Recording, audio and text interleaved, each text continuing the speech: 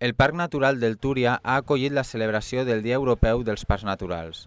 Per aquesta raó s'ha realitzat un taller sobre la qualitat de l'aigua del riu Túria a càrrec de la Fundació LIMME. El secretari autonòmic de Medi Ambient, Julià Álvaro, ha destacat el valor del Parc Natural del Túria com a corredor biològic de primer ordre.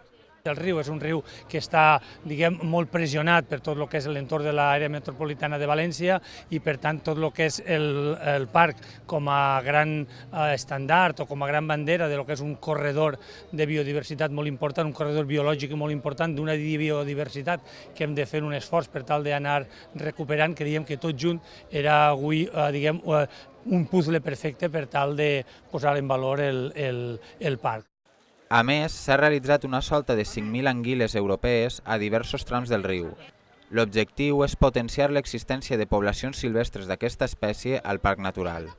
Jo crec que l'ecosistema no sols hi ha que recuperar-lo, sinó hi ha que mantenir-lo. I en aquest sentit jo crec que n'hi ha una aposta rigorosa i sèria del govern valencià, de la Conselleria i dels ajuntaments. Julià Álvaro ha assenyalat que el medi natural té múltiples necessitats de conservació i que hi ha que veure-ho com una font de beneficis medioambientals i socials.